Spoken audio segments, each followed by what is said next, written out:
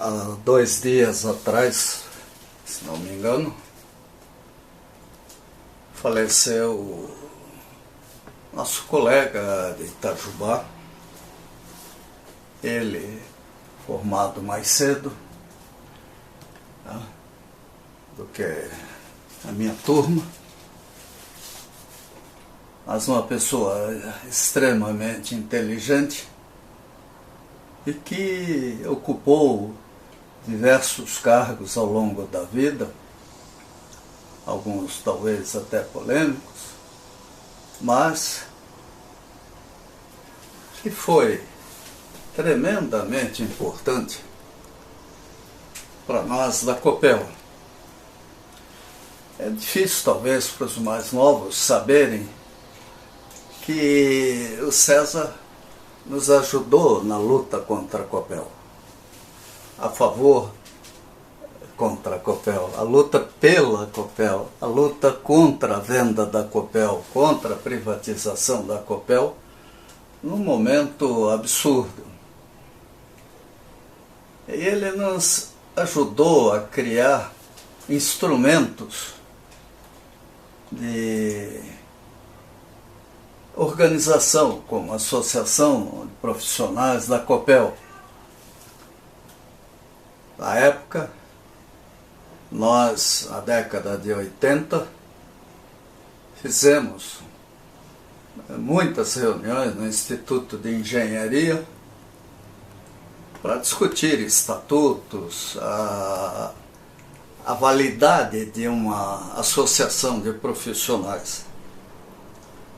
E o César, em Florianópolis, era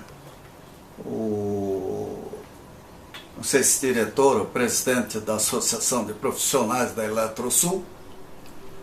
Ele veio dar palestra para nós e foi uma referência importantíssima na motivação da criação da APC.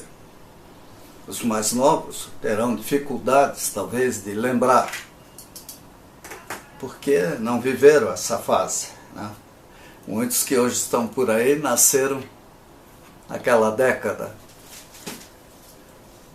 Mas a gente que é da geração dos anos 60, da universidade, eu, uma turma mais adiante, entrei no IEI, depois EFEI, que hoje faz parte da Unifei, em 1964,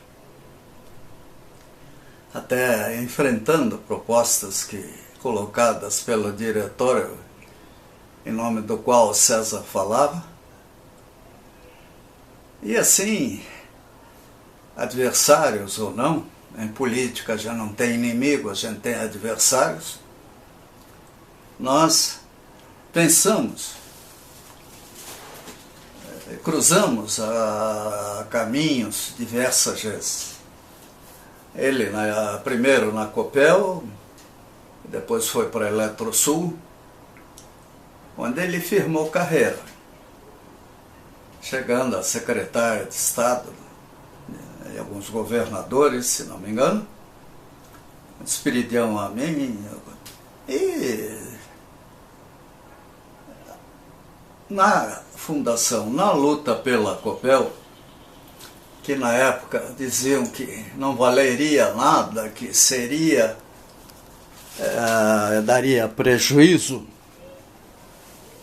nós tivemos o prazer de, na sequência, poder demonstrar que a Copel era uma grande empresa e hoje é motivo de orgulho dos paranaenses, de modo geral, exceto aqueles que imaginam que uma estatal possa viver sem dinheiro, sem tarifa, sem nada. Mas é um patrimônio gigantesco que está aí e que pode, a holding Copel pode viabilizar inúmeras empresas de interesse do Estado. É só fugir um pouco ao foco da energia, porque o time da Copel tem capacidade para muita coisa. Mas o César faleceu. Ainda um dia desse estava conversando com Pierre Lamontagne, lembrando quando fomos a Florianópolis conversar com César sobre projetos de monitoramento do rio Itajaí e aquela batalha. Eu, como nasci em Blumenau, sempre tive meu coração partido entre Santa Catarina e Paraná, isso sem esquecer Minas Gerais, onde vivi durante 4 anos, 5, e São Paulo, onde fiz um cursinho fantástico, o de Túlio. Mas hoje a gente tem que lembrar o César, sua esposa, seus filhos. Eu estava lendo um livro sobre a história da EFEI, da Unifei, 100 anos da Unifei, a referência a uma contribuição do César, muito interessante, divertida. Nós que nos formamos em Itajubá, criamos uma fraternidade natural. Cidade pequena é assim. E Itajubá é uma cidade tolerante, uma cidade especial. Os militares de Itajubá trabalhavam na fábrica de armas, no batalhão de engenharia, tinha uma cabeça muito desenvolvida. Não esqueço Tigre Maia, por exemplo, era fantástico como professor e como cidadão, tanto assim que chegou a ser prefeito de Itajubá. E uma coleção de professores, alguns deles militares, lá no IEI. Mas o César era civil, né? Tinha outra visão típica da década final dos anos 50, 60, início dos anos 60, e assim acabou saindo lá do diretório para dar lugar a gente, Márcio Cury e outros, e na polêmica permanente sobre lógicas, consenso de Washington, que eu acho que, não sei se na época já existia, acho que não,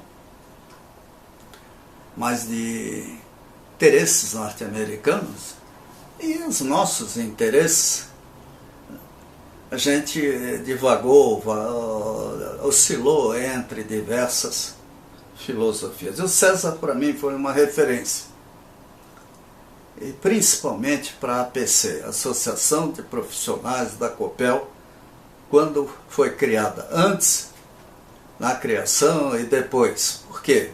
Porque a APC, em nome dos profissionais de nível superior na época, ela soube colocar com dignidade e capacidade muitas questões. Assim como a Associação dos Aposentados da Copel, onde o Armando Moreira fez valer aquilo que ele sabia e conhecia. Bem, a Copel não foi privatizada, apesar de muitos dizerem que ela não resistiria aos novos modelos FHC de organização do setor elétrico. E está aí, né? O atual governador, Ratinho Júnior, né? Fui lá à posse do atual presidente, Daniel, e vi os elogios que ele fez à Copel, assim como o presidente que assume. Vi, gravei. É uma pena que nesses discursos, às vezes, a memória da empresa não é citada. A Copel, né, desde a época Parigô e outros, o próprio Gomide, que na luta dele contra o cartel das empreiteiras, ele mereceria uma tremenda estátua em Brasília, no Brasil. A Copel teve bons presidentes. O próprio... os construtores, aqueles que fizeram, tomaram Andreoli, Arthur Andreoli e outros. Ninguém é perfeito, ninguém é santo, se fosse estaria num convento, mas graças a isso a Copel cresceu. E na luta pela Copel, o César foi pessoa que valeu, pesou, e nos entristece ter falecido, não porque a morte seja algo tão ruim, é natural, nós não vamos viver para semente, como dizia o meu pai, mas é óbvio que a perda de pessoas assim sempre deixa a gente chateado, ainda mais lembrando a história que o César teve aqui no Paraná a favor da Copel. Meus pêsames à família, e eu acho que o grande consolo é que a família perdeu uma grande pessoa na figura do engenheiro eletromecânico, né? César de Barros Pinto.